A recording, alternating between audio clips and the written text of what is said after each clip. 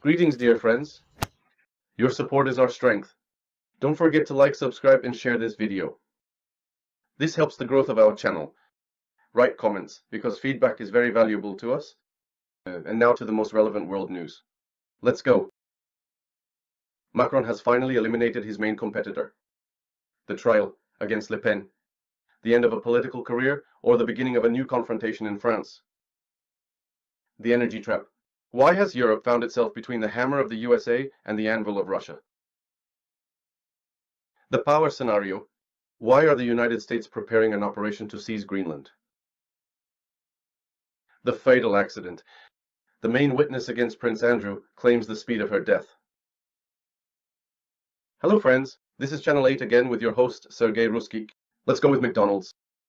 McDonald's has finally eliminated its main competitor, here against Le Pen. The end of a political career or the beginning of a new confrontation in France. An unprecedented verdict has been delivered in Paris. Today, the court in the capital of France found Marine Le Pen and 8 of her associates guilty, in allegedly creating effective jobs for assistants to members of the European Parliament. The politician was sentenced to 4 years of imprisonment, suspended, and more importantly, a 5-year ban on holding elected positions. Well, you get the idea. This automatically excludes her from the presidential race until 2027. Le Pen's reaction? She called it a blow to democracy. In an emergency interview with TF1, the leader of the National Rally stated, "Today, it is not me who was excluded, but millions of French people, whose voices will no longer be heard." She called the court's decision politically motivated, biased, and compared the actions of the French judiciary to the methods of authoritarian regimes. And here is the essence of the accusation. The investigation established that in 2017-18, Le Pen used the European Union's budget to pay her staff, who were actually working for her party, not the European Parliament. The total amount of violations is allegedly estimated at 5 million euros. The political consequences of this for Le Pen are effectively the end of any presidential ambitions. And for the National Rally, where she is the leader, it is necessary to urgently find her a replacement before the European Parliament elections. For France as a whole, this poses the risk of a new wave of protests by right-wing supporters against the current government. Experts are divided in their opinions. Some consider this verdict a fair punishment for corruption, while others see it as the elimination of Emmanuel Macron's main opponent. What lies ahead for France? Le Pen has already announced her intention to appeal this decision. Her supporters launched the hashtag #JewsIsMarine on social media, comparing the situation to political repression. The main question of the day is whether the process will become a point of no return for the French right-wing opposition or, on the contrary, mobilize its electorate. The energy trap. Why has old Europe found itself between the hammer of the USA and the anvil of Russia? Europe is facing an energy security dilemma, writes the reputable Der Spiegel. According to the publication, Brussels is caught between Donald Trump's American energy expansion and the possible restoration of the Nord Streams. After the Ukrainian settlement, Germany was the first to speak about returning. The article notes that German politicians are already discussing the resumption of Russian gas supplies after the conflict in Ukraine ends. This is an acknowledgement of a simple fact. Without Russian euro resources, the European Union becomes a hostage to expensive American gas. Why? Is this a problem for Europe? Because it is a price shock.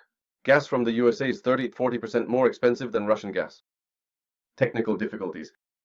The European terminal is not designed for such volumes of LNG gas. Political dependency. Washington can use energy as a lever of pressure. Who is to blame for this, you may ask? The self-sanctioning policy in the European Union is to blame, which led to its self-isolation.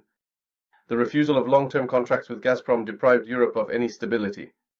Europe is now being denationalized, deindustrialized. The blind bet on the USA turned out to be a strategic mistake. So what should we expect next? What? You may ask. Analysts predict 2 scenarios.